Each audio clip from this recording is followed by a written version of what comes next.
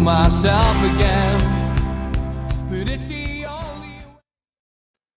Good evening, welcome to NUFC Matters. It's Tuesday night. It's time for Liam Kennedy to give us some exclusives and spill the beans on which loan signings we're going to get in the next 2 weeks. Yeah. Good evening, Liam. Hi, evening. I think it'll be a short program if we're going to talk about that.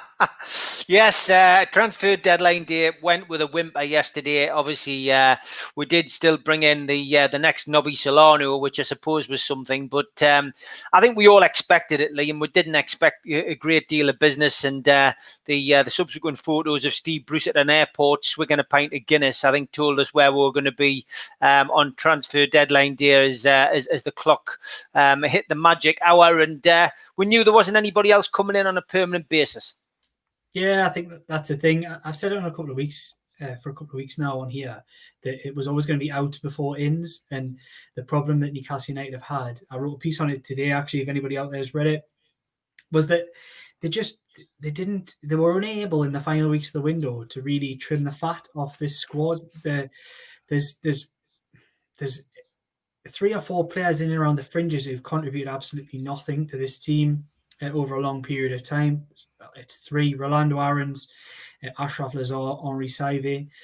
Then you've got players that the manager himself who's deemed surplus to requirements. So you've got Christian Atsu, DeAndre Yedlin, and there's others as well that probably could have went from that squad. Fabian Shaw was offered around half of Europe at the start of the summer.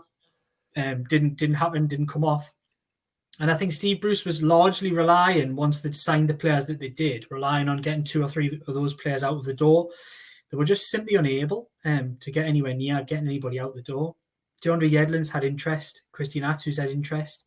But DeAndre Yedlin looks like a player who's going to sit here and play out his final year of his contract. So that's proved problematic. They wanted him out the door. It's not that he hasn't been I know I am a bit in the dark. You know what?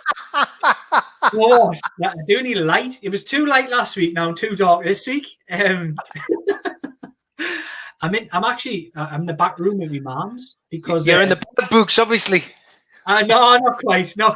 There's a bit of work going on in hours. That's my excuse anyway. There's a bit of work going on in hours, so I'm in the back room with my mum's. You'll know if I'm in next week whether I'm in the bad books or not. So yeah, it's been a really quiet end of the window. It's been it was disappointing in a lot of ways. I think if they'd really pushed the boat out and tried to get somebody in on loan, like Aston Villa did, getting in a Ross Barkley who really made a difference for them at the weekend, a Ruben Loftus-Cheek who, yes, of course, he's been out of form, out of fitness at Chelsea.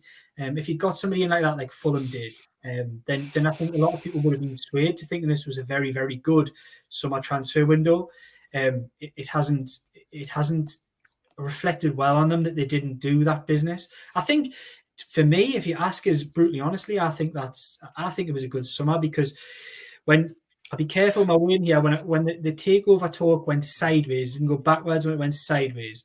I think everybody, if they're honest with themselves, feared that we wouldn't sign anybody, that Mike Ashley would shut up shop because he'd be so intent on using this as an excuse, which he has done in the past. He didn't, and he allowed the club to spend the money that was the club's own money. And they have brought good players in. They brought a centre forward in who would probably complement any side in the division, bar the top 2 or 3. And I think they've brought in other players, a left back. It's been a problematic position. I'm not saying Jamal Lewis has had the greatest start of life in black and white, but Liverpool were after him earlier this summer. He's an international and he's Premier League proven. So it's a solid signing. It's the type of signing Newcastle United haven't made under Mike Ashley and in previous years. They've gone and signed 2 midfielders who, again, Jeff Hendrick, big question marks over his start to life in black and white. And Ryan Fraser hasn't really had a good run yet because of his lack of fitness over the summer and not having played since March. But those, I've said on here before, they were probably two of the stellar free transfers in the Premier League in Newcastle United's category. So I think overall the business that they've done, and I'm not going to forget Mark Gillespie in this, to be honest, as well. Yeah. I think having a keeper like Mark Gillespie who's come in and challenged, forget the mistake. Yes, of course, he made a mistake in the last game. But he came in he came in and he's pushed Caldolo, and it's absolutely no surprise that Caldolo, who was going to be a shoe-in at the start of the summer, he had to be the number. He had to come in when Martin Dubravka was injured, because there was nobody else. He's been pushed, and it's no surprise that he's been probably the informed goalkeeper in the division because of that. Because you need competition in places to get the best out of people, and I think Mark Gillespie's played a part in that as well. Tom's asking a question. Paper talk, I suppose, but Jack Wilshere, free agent, Danny Welbeck. Have you heard any news on any loan deals coming in? There's still a little bit of time to do some loan business, Liam. I think Jack Wilshere's not for me. I'd be very surprised if Newcastle United are sniffing around that. I'd be very, very surprised if there's many clubs in the Premier League sniffing around that, given the wages that he's on. The money he commands and the end product you get out of it, because there's no guarantee he's going to stay fit. He's a very, very good player, always has been when he's on form. Top class player in England international. He really is. He's an excellent footballer, but I think he's gone over the hill. I think there's been too many injuries, and I just don't think it's worked for him at West Ham. And I think be very surprised if he pops up somewhere on the kind of money that he was on. Danny Welbeck's an interesting one, because I remember being on here earlier in the summer and saying I wouldn't touch him with a barge pole. I probably would now. And the reason I say that is because we're not looking for a number one striker. We're actually looking for a backup. And I think somebody like a Danny Welbeck could complement the squad that we already have. Although in a lot of ways, Joe Linton off the left sometimes, although he's been number 10 recently at times and off the front, probably plays that role to a degree. But I probably would consider a Danny Welbeck. But again, the big caveat with a Danny Welbeck is the money. He was on big money at Watford, and anywhere he goes in the Premier League, he'll also be on big money. So I think there's a problem there. But he will pop up somewhere. Somebody will take a risk on a Danny Welbeck, although he scored 2 goals last season in the Premier League.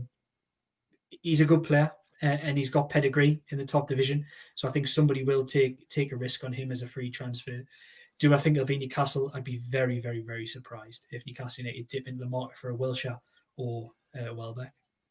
Yeah, I'd be surprised as well. The big talking point, of course, wasn't players, but it was bread. It even got its own hashtag on Twitter, with a lot of people making presumptions about Nick DeMarco's tweet. 2 bottles of brown ale at the bottom there. The bread allegedly cut into 80%, 10%, 10%. The champagne being a black and white champagne. So, come on, what does all that mean? Mad Mark says Nick DeMarco made transfer deadline day more exciting than usual with his baked bread cryptic tweet.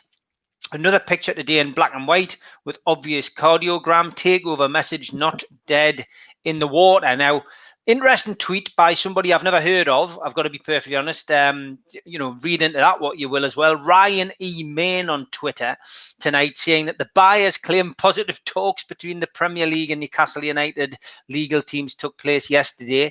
Newcastle legal team are confident that matters will be resolved outside of any courts and allow for the takeover to take place prior to January transfer window.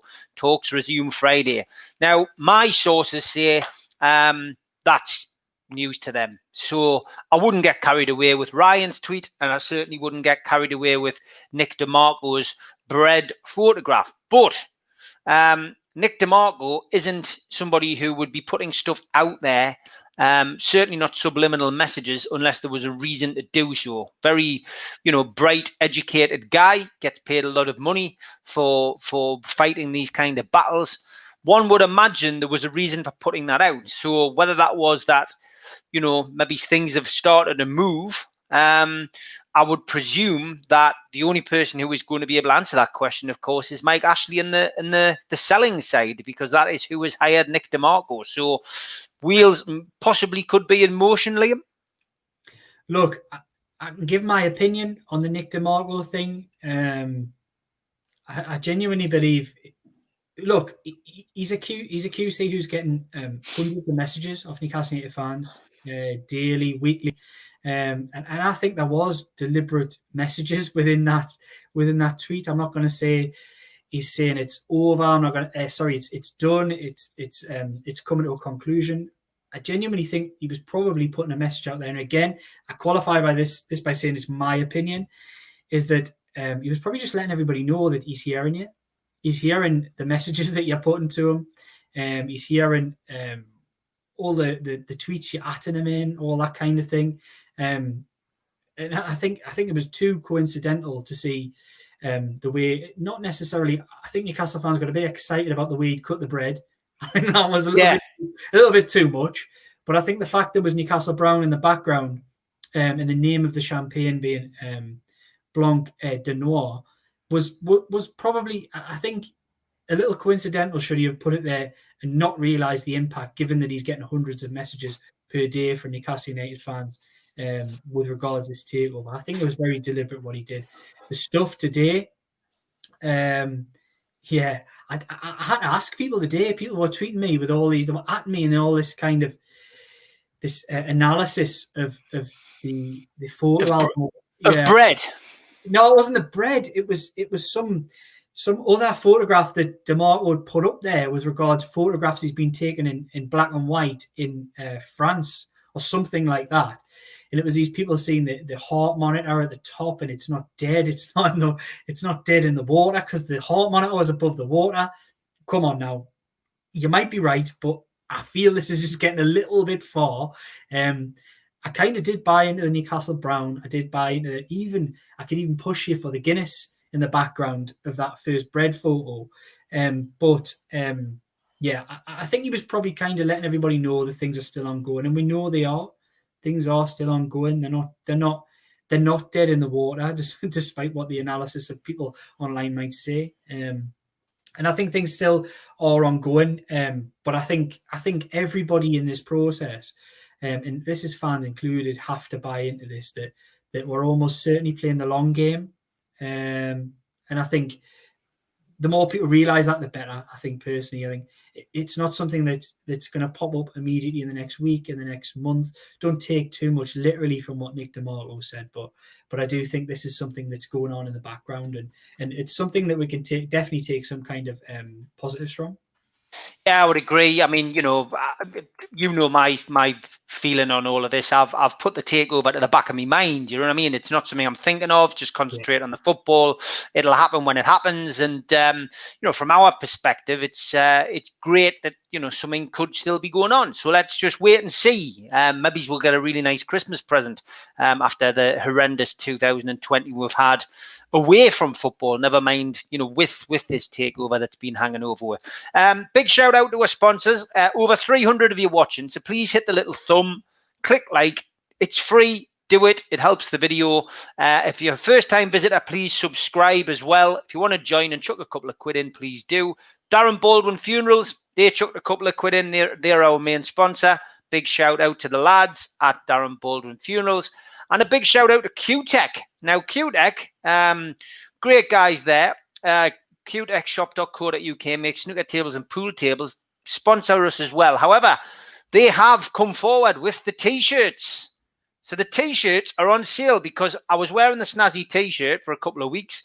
I had it on yesterday, and people said, where can we get them T-shirts? And I said, well, somebody just knocked it up for us to wear while I was doing the show. Well, it was QTech, which is a big shout out to them. They've done some limited edition T-shirts. Some people have already bought them, which is great. So it's got NUFC Matters in the corner, a nice blue star with the tie on, etc. If you want to buy one, get yourself onto NewcastleLegends.com. And you can get one. They're really nice, good quality, as you've seen the one I've got. Anybody wants one, get yourself onto NewcastleLegends.com. While you're on there, the tickets are on sale. Me and Liam will be at this, along with Lee Clark and a few other faces from the different shows, all being well, at the Irish Centre in Newcastle, stone's throw from St James's Park, in aid of the food bank. We're going to be doing a little talking, me and Clarky, and there'll be raffles, auctions, a bit of music. The bar will be open. Whether it's table service then, who knows? We might even be able to go to the bar ourselves like adults. It would be great, wouldn't it? But 12 quid, the tickets are on sale on www.newcastlelegends.com. So get your tickets now. Probably probably got about 50 of those left. We're limited to 80 tickets. So don't hang back thinking I'll get them later. And don't worry about refunds. If the event gets cancelled, we're happy to refund you 100%. So, yeah, back to the questions. Alan Thompson says, Liam, have we a chance of winning the Premier League? After our huge spend as the smaller clubs like Man United and Man City have started so badly. What a weekend that was, Liam, wasn't it? What a weekend. Manchester United losing 6-1. Liverpool getting whopped, and I mean whopped, by Villa, of all teams, 7-2. I mean, the world's gone mad. It has, and I think it's very reflective of the new normal of football, to be honest. I don't think there's been some discourse, some talks I've seen with people, conversations had with regards what football is now compared to what it used to be. And I think it is very different. I think the lack of crowds has a big impact on performances of teams.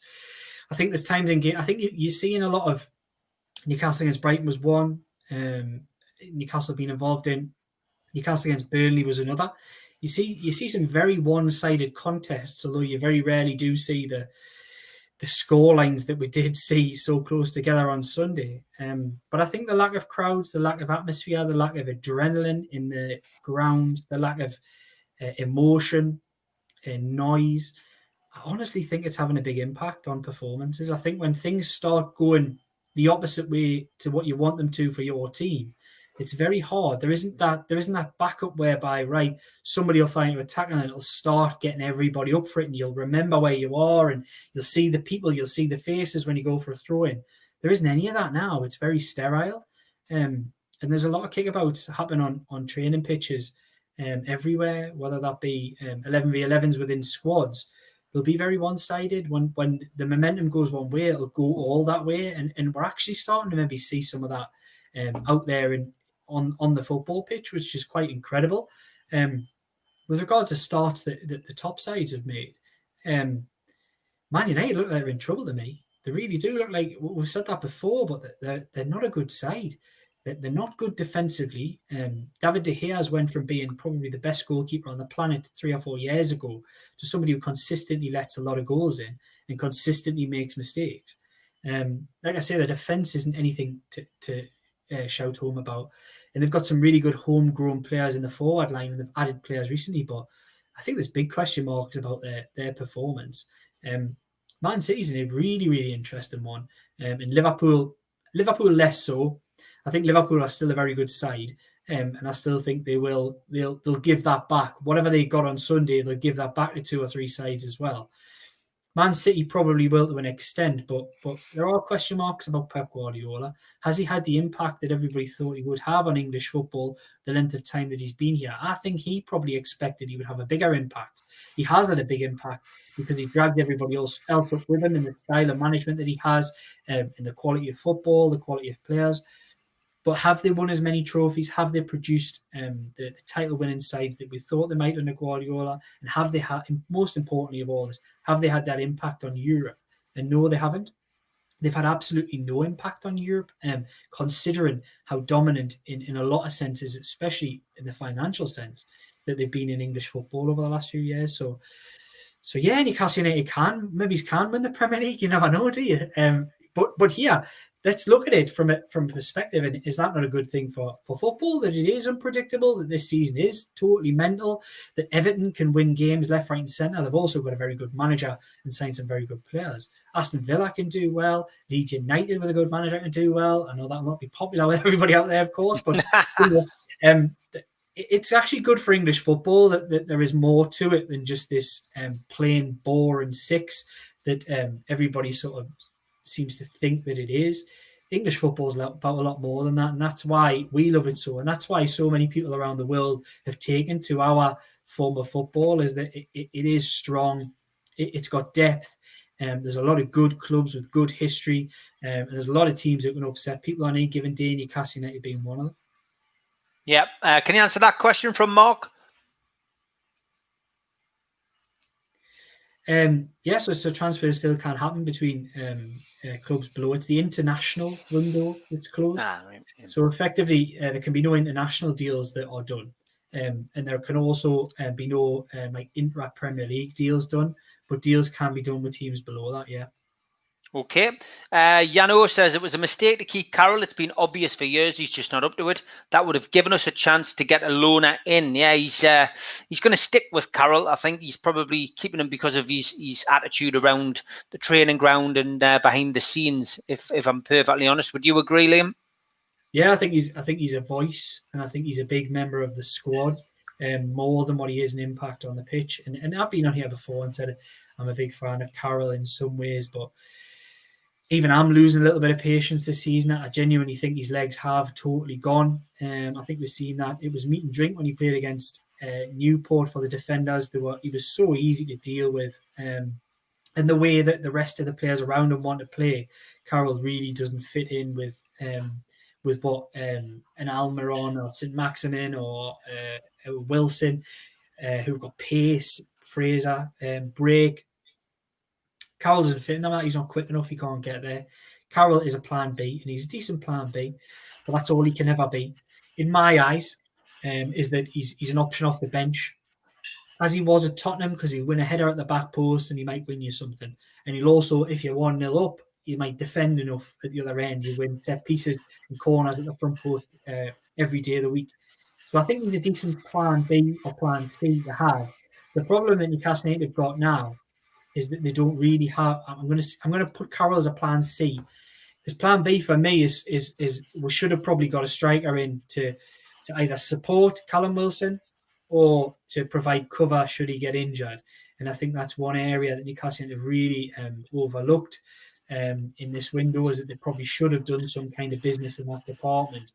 Because you do have to fear if Newcastle lose Nal and St Maximin or lose Callum Wilson, that we're back to the struggles of last season, because it would be pretty much the same team going forward. Maybe he's adding in a Ryan Fraser that really, really struggled last season. So I'm happy with the business Newcastle United have done so far. Up to now, yes, they probably won't do anymore, being brutally honest. But I'm quite pleased with what they did do. And I think there have been success stories in that. But could they have done more? Definitely. And I think we're probably only 1 or 2 injuries from those key players away from being probably staring over the disaster effectively on Tyneside. Okay. Tom says, hi Liam, what's your thoughts on Nathan Carolan playing for the academy? Scored a good goal against Leeds United and he's playing well for the academy. Look, I seen the team. I know they got beat 4-0 off Sunderland, the 23s the other day, but it was a very, very young side. It seems to be like a 23 side in transition. The 18s are moving up to 23s, and I wouldn't read too much into the result, because Sunderland had some senior players playing, including Benji Kimbioka and others. But I think it's a good thing. I think the lads looked. I've not seen any games myself. You only see the highlights and bits and bobs you see on Twitter. But the lad deserves credit. He scored a fantastic goal from the halfway line a couple of weeks ago. I think that must be the one that they're talking about. But yeah. So it's good. It's fantastic to see young players getting an opportunity. We've seen young players brought into the first team squad, and I think Steve Bruce is quite willing to do that. So. It's really positive that there are these young lads getting opportunities, step up their age levels, and really show what they're about. Okay. Daniel Smith says, why do you think Bruce seems to favour Hendrick on the right-hand side? For me, just doesn't work there, despite looking very solid. I discussed this with the girls on Ladies' Night last night. If you missed it, get yourself onto the channel. Just look for playlists and Ladies' Night. It's just down to, wanting to give him a game, but he seems happy with his midfield pairing, doesn't he, of Shelvey and Hayden? Yeah, he does. I'm not certain on that one, to be honest. I don't like Hendrick on the right, and I've got really big question marks about John Joe Shelvey in the centre as well. Anybody who watches this show regularly on a weekly basis will know my feelings on Newcastle United's centre of midfield. I don't think it's dynamic enough. I don't think they've strengthened correctly in that department. I do think Jeff Hendrick's a better player than he's shown so far in black and white. And I think given a run in the centre of the park, he will show that. But will he get that opportunity? John Joe Shelvey seems to be a player that Steve Bruce has pinned his hat on. With regards to voice in the dressing room, I would say Andy Carroll is another one of those. I would also say that Matt Ritchie, until his injury, was another one of those players that Bruce has really sort of put his arm around and said, "You're my man" in the dressing room. And I think Shelvey, that's a really dangerous road to walk down with regard to Shelvey, because he's very inconsistent. He can be a passenger in games if it doesn't go to his flow and isn't played at his pace. And I think pinning your hat on somebody like that in the midfield is a concern. I look at Isaac Hayden sometimes, and again, he's not a player that I think is absolutely fantastic, but what he does do is he's key to this team because he's full of tackles, he's full of energy, he gets about the pitch, and he is key to this team. But I don't know how he doesn't get more frustrated with John Joe Shelby alongside him, because I know if I was putting that kind of effort in that he is, that I would be frustrated if I didn't feel like somebody alongside me wasn't doing the same. And I'm not 100% certain. You can always say that John Joe Shelby puts 100% into games. I'd love him to come forward and say, you know what, shut up, Liam. You're talking rubbish. I do. But I'm not really sure he's got that in him. And we'll see. We'll see. He's a very questionable figure to pin your hat on, and I think Steve Bruce really has. Craig Southgate, honestly, you make me feel like Harry Hill, you and Chris, both having an argument in the chat every game. Now, come on, Hope. Chris agrees we are allowed to talk about the takeover tonight. Steve, have you asked the chat moderator? It's funny this, because there's a battle going on between Craig and Chris on the chat. I'm not sure if you watch the YouTube chat, but I keep calling Chris the chat moderator. So I think what I'm going to do is come on with a big pair of glasses and go, What are we going to do? Fight! Remember on Harry Hill? I think that's what I'm going to have to do. Trulls goes, how do you think we will do if ASM and Wilson get injured? Great question, Trulls. It's a simple one, but it's a one that I think we all want to know the answer to, isn't it, Liam? Yeah, it is. Well, we don't want to find out the answer to it. We've just got to hope that they do stay fit, because Alan St. Maximin, when he really fancies it, is an absolute match winner for Newcastle United. We've seen that again at the weekend. And Callum Wilson, for the first time in a long while, we've got a proper centre forward. Earlier in the summer, I made comparisons before he even signed with regards to Les Ferdinand. He has got that little bit of feel to him. He's a fantastic centre forward. And Newcastle United have done really well to sign the player for such a reasonable fee. Should we lose him, we really are in troubled waters, because who are you going to play? Effectively, you're going to go back to the Joe Linton experiment, which failed comprehensively throughout last season. I think Newcastle would be in trouble if somebody like that got injured, which is, I go back to the point I made before, that it upsets me that they didn't make an effort or a play, which they did suggest they were going to. They didn't make a play to get some kind of supporting striker in on loan, who could have either played with or come in and pressured Callum Wilson. Yeah, okay, fair enough. Has Lascelles got a battle on his hands to be a regular again, do you think? Probably not, no.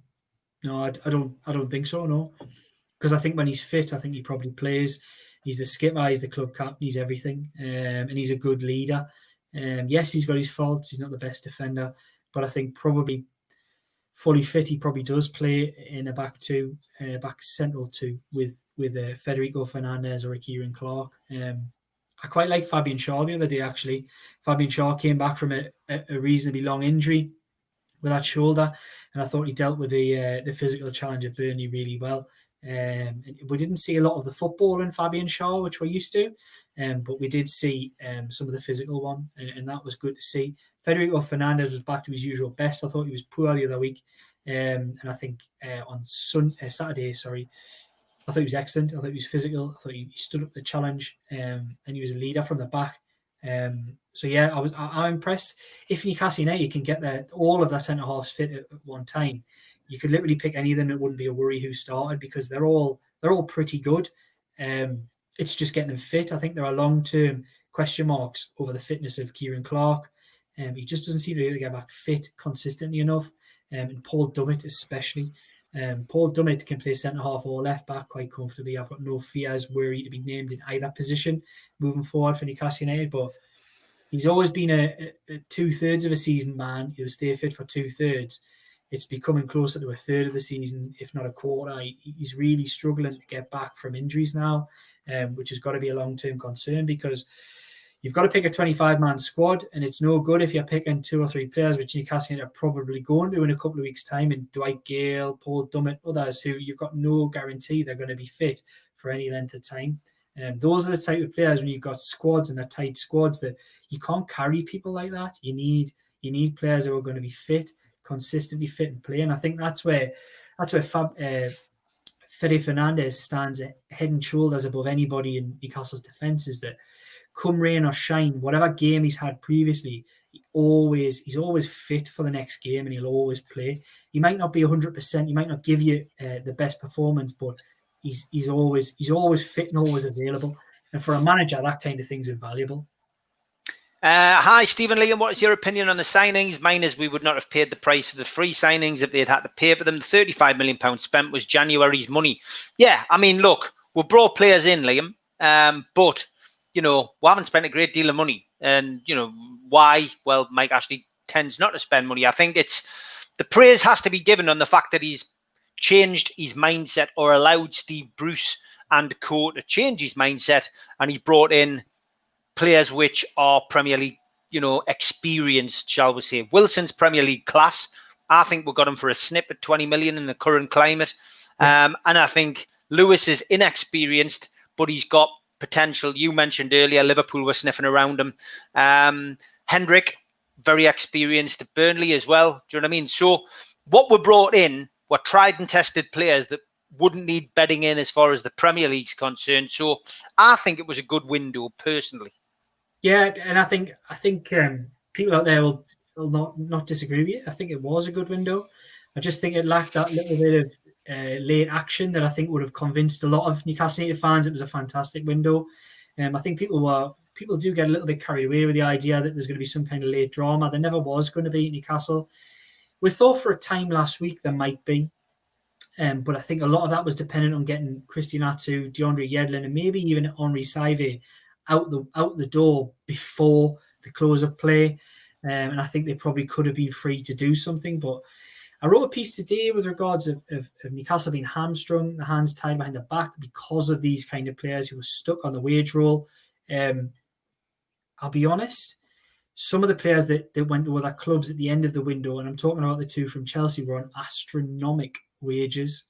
We're talking about a Ruben Loftus-Cheek who was he was going to sign for Newcastle United in the January that Rafa Benitez was the manager, and we got promoted out of the Championship. He was one of the Premier League ready players that Benitez already had delivered with Andros Townsend.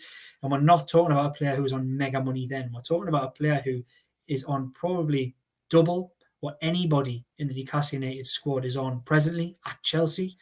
And we're talking about Fulham, who've paid half that wage at least. That's just not the kind of deal I don't think Newcastle United would have bitten towards the end of the window on somebody like him. For that very reason, that financially it didn't make a huge amount of sense, because he's on astronomical wages. And that's something we're going to find in football, that some of these players, that is the COVID impact, which again, looking at the figures of what was spent in other leagues in Europe, the top leagues, and what was spent in the Premier League, doesn't really seem to have bitten the Premier League in a lot of ways. I think we will see that in future windows, that some of these players who are on the fringes of England squads and they're good and they'll be rewarded by these top clubs with big wage packets, might actually find it difficult to move elsewhere unless they take massive wage cuts to go to other clubs, because the gap between those perceived top six and the rest financially is absolutely astronomical. It's massive. And I think Ruben Loftus-Cheek would have been fantastic for Newcastle United. Ross Barkley, as we've seen on Sunday, playing for Aston Villa, is when driven, is a fantastic footballer.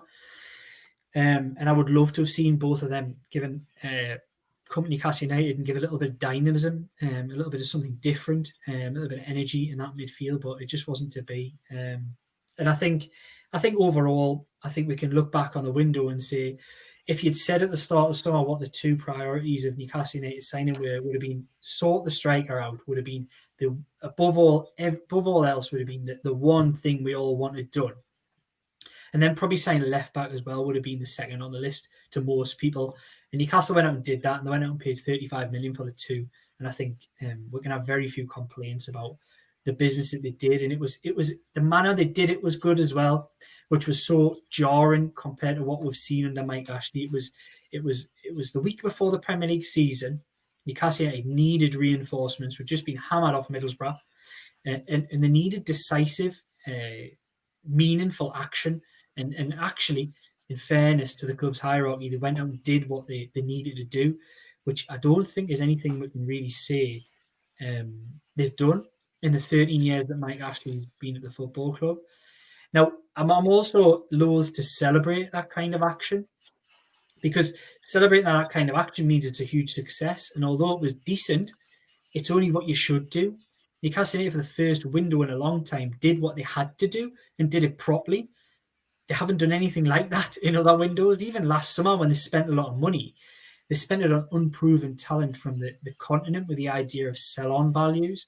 This time, they went out and signed proven, experienced Premier League players in everything that they did, apart from Mark Gillespie, who was a proven lower league and proven Scottish Premiership goalkeeper, who was ranked, speaking to people up there, probably the third best goalkeeper in the division behind Rangers and Celtics. So that tells you he was performing consistently last season and is a good number 3. So overall, good business in my eyes. Could they have done more? Yes, of course they could. But we always want more and we always feel we need more, but there just isn't that space in the squad at present. Of course there's not. You're right. You're right, 100%. Give this a share, guys. Give it a like. Hit the thumb, please. Marty says, is playing in empty stadiums providing superb entertainment a lottery or a farce? You touched on it earlier, didn't you? I mean, it's definitely affecting the games, Liam. It's massively affecting the games, and I've seen, if anybody follows Luke Edwards on Twitter, he's not the most popular. Who? I know you don't. He's not the most popular person out there, but he's actually made some valid points this week, and I think there is he compared it in some ways to like somebody playing a video game, FIFA, that you hear the fake crowd noise and it makes it feel a little more real than what it is. And I think that fake crowd noise that goes on when you watch a match of the day or when you're watching live game does give a false sense of what football actually is. If anybody out there, just give it a chance next time. If you get the option on your TV, turn that noise off. And that's what it actually is. It is a training ground exercise. There isn't the buzz, there isn't the feel. And I know everybody will say out there they're highly paid, they're professionals. You should be able to perform whatever you do. It makes a difference. There are training ground players in football. Ask anybody, ex-professionals going back 50 years. There are people who will perform week in, week out on the training ground and look fantastic. And the manager will pick them on a Saturday and they'll look half the player that they do out on the training pitch. It makes a difference to footballers, and it makes a difference to narratives in games, where teams will suddenly be uplifted by a tackle, they'll be uplifted by a chance, a refereeing decision, the crowd will go. It does make a difference, and I do think we're seeing a watered-down version of football. Importantly, this isn't going to be forever, and what Newcastle United have to do, given the situation off the field with the takeover, still rumbling on, but not anywhere near sight as an end game. And then obviously with Steve Bruce, we've all seen the limitations, we've all got concerns about the quality that he brings to the table. Newcastle United have just got to keep their heads above water during this really strange time for football, and they've just got to stay up this season. And if it goes next season, they've just got to stay up that season if no takeover is present. And I think we'll be all right. But I think football, you will see this. You might see Newcastle United hammering off a few people. You might see them hammer a few people, because football isn't the football that we know. It's not even close to the football we know on a Sunday morning, where you'll see 20 people around the pitch, where they'll give a bit of noise and have a shout. And it's not even close to that. It's very sterile as a entertainment. But we're not given that. We're not presented with that. And that was the point that Luke Edwards was he was making some good points on it, to be fair, was that it isn't the same. We're not seeing that. We're almost seeing a video game version of football, and we're analysing it as if it's the real thing, but it is actually very different. I'm sorry, mate. You lost me when you said he was talking, making some valid points. Like, Liverpool have a third COVID player. Is there any concern about this could lead to the suspension of the league? I don't think so, because it's just look at a draw, isn't it? It can happen to anybody at any time. No, I think it would take a lot of positive tests to see even a suspension of a game never mind the league. I think there's a commitment there that this will continue unless it absolutely has to stop. Yeah, okay. Mike Stewart says, who does Liam think is our number 2 striker to Wilson at present? It seems he is the only real striker we have. I mean, my view would be Dwight Gale is your next striker when fit. But at the minute, it seems like Joe Linton. Well, Dwight Gale is a funny one because I've actually seen reports and suggestions over the last few days he might not be fit until January, and that will be a big concern of mine. I was told initially it could be November. It looks like being a little bit further than that if you believe what other people are writing. I don't know the exacts on that. That will be a concern. But Dwight Gale is the only real other striker within Newcastle United's squad. Beyond that, I think you have to change things because Joe Linton has already proven that he is not good enough to play as a number 9, as a striker. So I think you have to play. I quite like the experiment of Alan St-Maximin. I think Alan St-Maximin, given that freedom further up, is more of a striker than an Andy Carroll, or more dangerous than an Andy Carroll or a Joe Linton up there. But a way to lose Callum Wilson and suddenly picked Alan St-Maximin as your striker, then I don't think too many will be that fearful with regards to holding the ball up, and Newcastle will have to change the whole style of play. So, yeah, it is, as I've mentioned, it's a problem area for Newcastle United. Yeah, no, it is 100%, mate. Steve, how do I sponsor the show? I'd like to donate a TikTok backlight for Liam. Yeah, you're getting darker. I know. Do you know what? I had my phone on before with a backlight. I thought it'd give us a little bit more, but it's died. It's virtually dead. So I'm getting darker and darker. I'm gonna have to come closer and closer. Big shout to you, Julie. Yes, I've just got your payment. You're travelling to come up and support the food bank. That's absolutely fantastic. Thank you very much. It'll be great to see you. No tickets sent out. Don't want to spread the COVID bug, so its name's on the door. So your name will be added to the list. And thanks for coming along. That's to the Christmas party that we're having, COVID permitting, of course. So I just want to make sure that everybody can see that. There we go.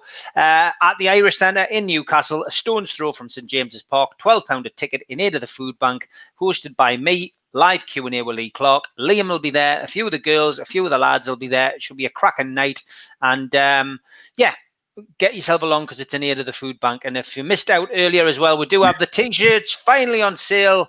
NewcastleLegends.com, same place you can buy the tickets for the Christmas do. Limited t-shirts available. Thank you very much to QTech for sorting those out. Rich Story, thank you very much for your membership, mate. Much appreciated. Peter Davison, Forest have just sacked their manager. Do you think they'll go for Bruce? Someone asking as well if Ole Gunnar Solskjaer gets sacked. Do you think Bruce will go there? Because everybody at Manchester seems to think Bruce is doing a cracking job. David Crone says, Carroll gives you an option late on as a sub if you need to go direct or defend as a lead, and he's probably our best defender in the air. Dave Harrison's mentioning the Forest have sacked the manager again. Tom Dixon, Liam, why did our transfer window close at 10 o'clock and the Scottish transfer window closes at 11? Surely they should close at the same time. Well, we don't do COVID things the same, so why the hell would the transfer window be any different, Liam? I will point that out. I don't know what time the Scottish window closed, but the English window closed at 11.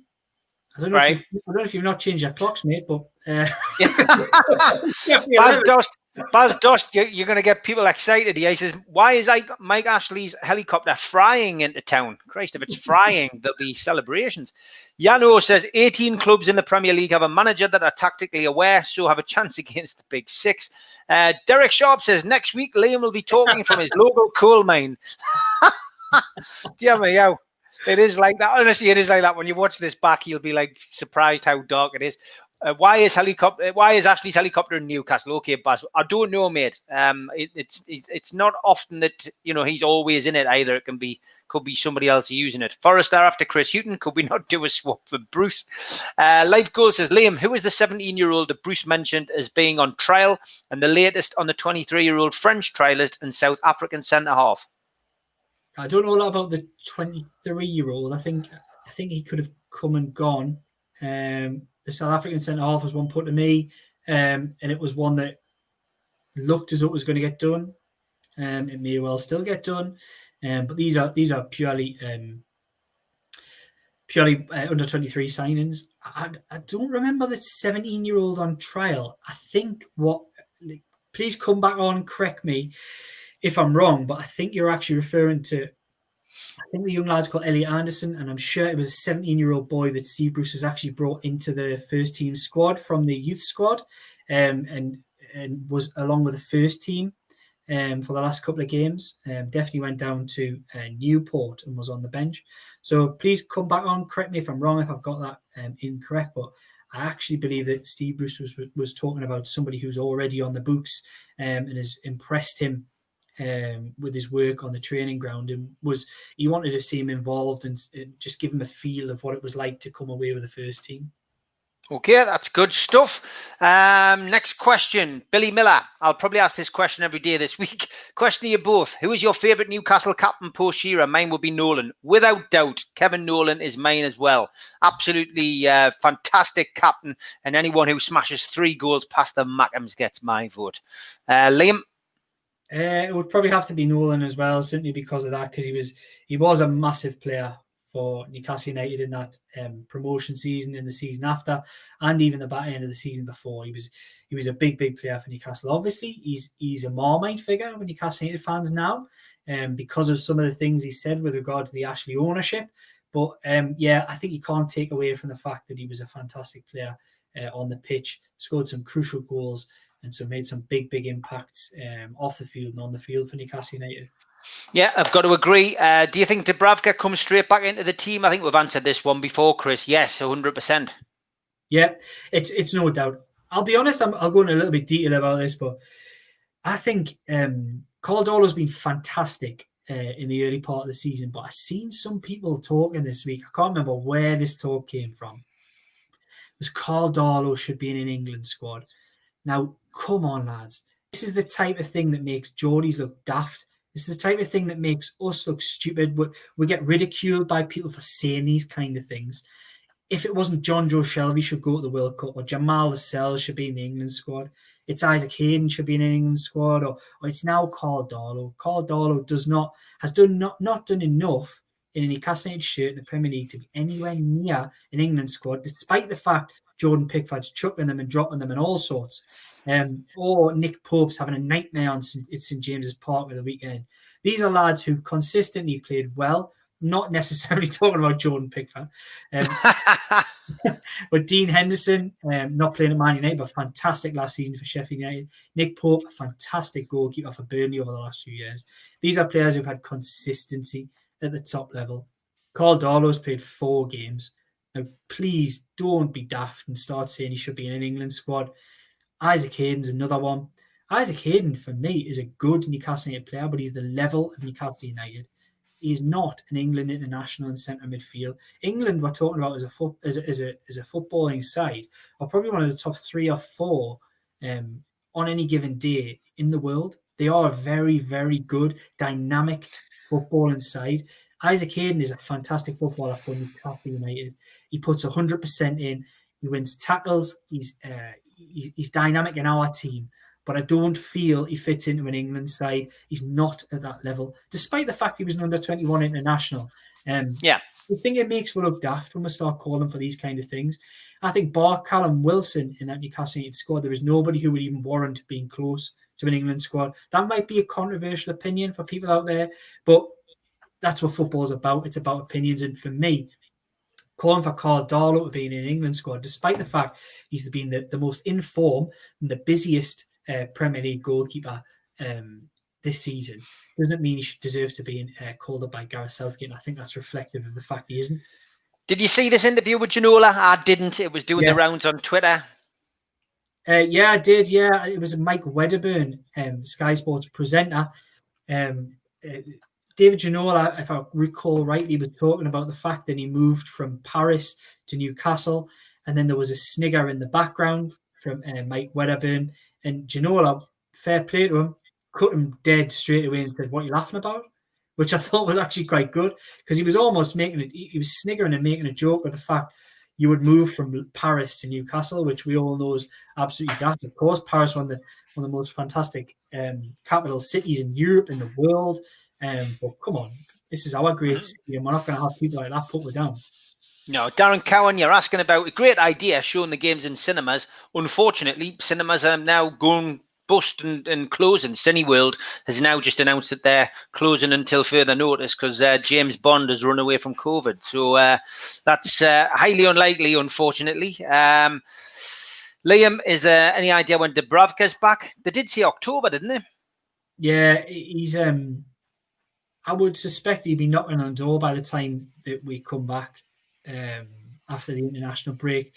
But there's not, because of Darlow's form, there isn't the need to rush him back. If Darlow had been chucking them in left, right, and centre, and Gillespie had been doing the same, then you might be really pushing Dubravka to be back quicker than what he needs to be. But there isn't really that need at the moment. So I think he'll be back. I think he'll be knocking on the door by the time Man United comes round. And if he's not back for Man United, he'll be the one after. Yeah, Paul Brunton says, come on, let's admit it. Liam knows nothing. He's in the dark. Tom Lynch says, if the takeover goes through, do you think that the Deadwood players will be paid off and released? I think it's impossible to say. I don't think if there was a takeover, I don't think there would be the same level of scrutiny over who was Deadwood within the squad. The financial model that we work under Mike Ashley is he doesn't want to be paying too many people who are on the fringes of the squad. But I think whether a takeover and a little bit of fresh money brought into the football club, it wouldn't be quite so strict. And I don't think we'll be worrying about bringing a footballer in if we hadn't sold a Christian Atsu or got rid of a DeAndre Yedlin. I think we'll just bring a footballer in. So I don't necessarily think it's a fair playing field, to be honest. Yeah, loads of questions. We're not going to get through them all tonight, and keep from our perspective, it's it's great to have all your input, and this is definitely one of the shows where we get the most questions. So please keep tuning in each week. Me and Liam are going to do a special as well. We're going to do it tonight, but Dunstan's playing tonight, so I didn't want to rush it. I want to do it properly. Liam's been doing his homework on all the managers who've managed Newcastle under Ashley. So Sunday, 3:00.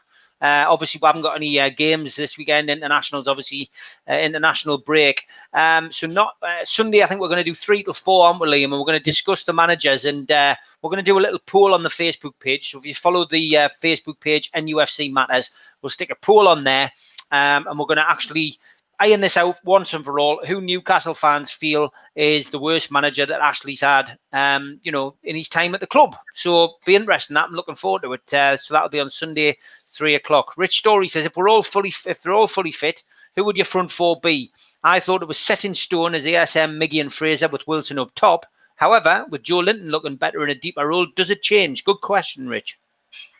I think, Rich, yeah, there's a case to be made. Would you play Almiron or would you play Joe Linton? And I think Joe Linton's really worked himself into the thinking over the last few weeks.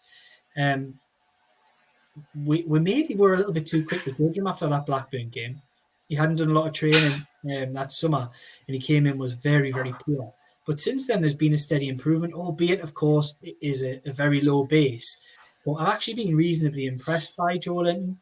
He's got limitations. He's not a £40 million footballer, but once we look past that price tag, and we realise that he's a footballer that's on our books and we're going to have to get the best out of him, it's easy to see that he has made those improvements. It's painful to watch him sometimes. He's a little bit slow in reacting to things, but his work rate and his heart in recent weeks and a little bit of quality here and there has made a big difference. And he's now gone from being an absolute write-off at Newcastle United to potentially being a little bit of an option, a different option in that forward line. Me personally, Miguel Almiron is a player that would almost certainly always start for me. And I don't necessarily think he needs to play in that 10 role because I think he's looked a little bit lost there this season. I've always thought, could he not play on the wing?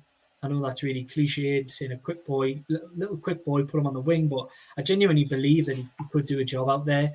And depending on the formation that Steve Bruce wants to move forward with, I think Almiron always, for me, will be in that side because of the work rate and the effort that he gives you. But saying that in the same breath, that when he's been given the opportunity in recent weeks, he hasn't really impressed. And I think that's been really positive for Joe Linton, that he's been allowed to come in and have an impact. Wilson picks himself. For me, Fraser and Alan St. Maximin always pick themselves as well. We haven't seen from Fraser yet, but he is a fantastic Premier League footballer, and I fully believe that he'll create and score goals for Newcastle United for not only this season, but moving forward beyond. What do you make about Yano's question there? He says, Liverpool managed without a real number 9. Do you think Joe could play a Firmino role with ASM and Miggy? look, there were comparisons with from the people who you speak to who've been involved in his development. I managed to speak to somebody last season, and they do talk. There is talk of Firmino, and they do. It's from the Hoffenheim link. Firmino was there as well. I think there were visions that he could potentially become something similar. It's just not happened. I don't think he is at that level. And could he do it?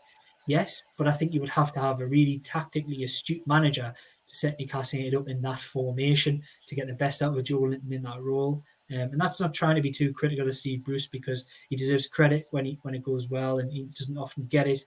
And I'm not his biggest fan, but I just don't feel like he's got that tool in his locker to set up in that kind of continental style the way that Jurgen Klopp would.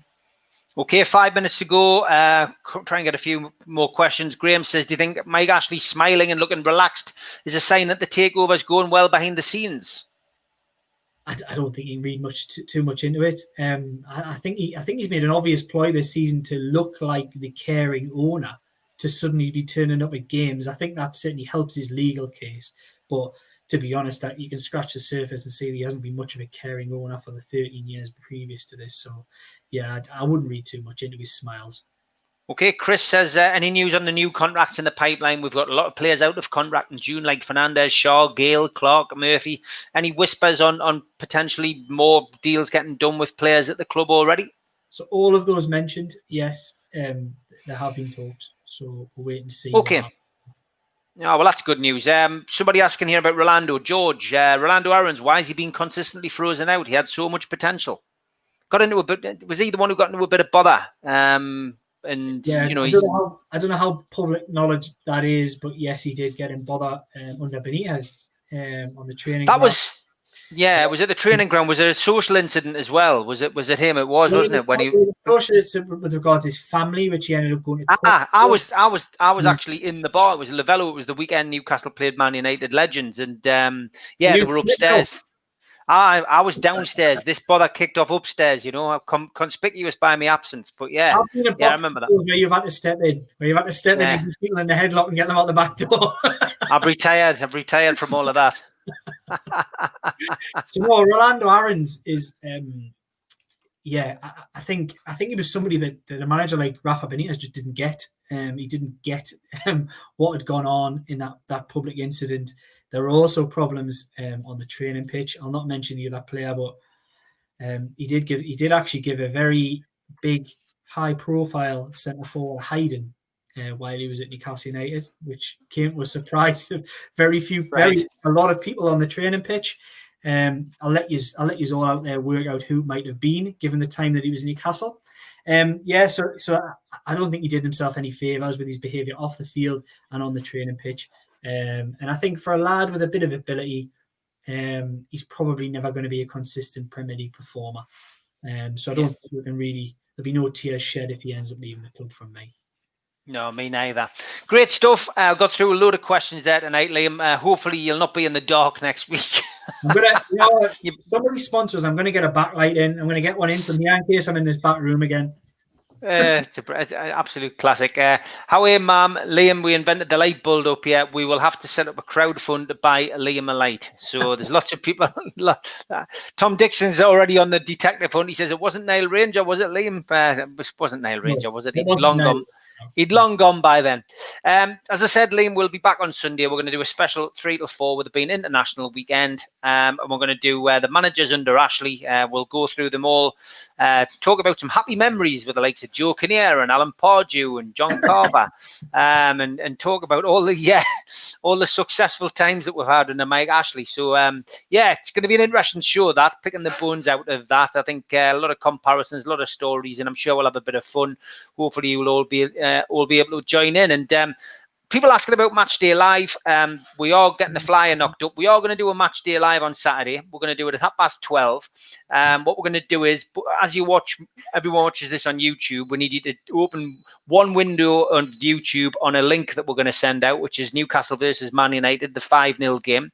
And then you can watch us talk about that game. So we're going to have a retro game at the weekend, which should be enjoyable, and it'll give us all a chance to wax lyrical about the entertainers and Keegan and Philip Albert's goal and Alan Shearer waving to the Man United fans. It's a game which you never get sick of watching. So we're going to do a retro running commentary of that at the weekend instead of a game, which should be good. Brilliant. Wow, fantastic memories. Yeah, give us a shout out, Liam, for your stuff that you like to mention, just about the Gazette, etc. Well, like I've mentioned here before, if you like what I do in a little bit of a different light, you can subscribe to the Gazette. We work on a different model to a lot of people out there. We don't rely on clicks. We're not going to give you that clickbait rubbish that other people might give you. We rely upon people paying for our content. It's cheap. You can buy sports packages for £35 a year. You get all your match day coverage. You get all the sports analysis across Newcastle United, Sunderland, and other clubs as well. So yeah, we're kind of promoting that at the moment. So there's a link in my Twitter account. If anybody wants to have a look, anyone wants to help out the kind of stuff that we do, chip in, help out, and that allows me to do things like this on my nights off. But I promise I'll put a little bit of that money. If anybody buys a subscription package, I'll make sure there's a new light bulb in this room for next time. Classic. Good stuff, mate, as always. Great to have you on. Tomorrow night I'll be back with Super Mac and with John Gibson on Wednesday night. I'm off to watch Dunstan play now. Thanks everybody for joining us. Liam, thanks as always great insight. Great to have you on, and I'll see you on Sunday. Take care, mate. Good night. Right. Cheers, Steve.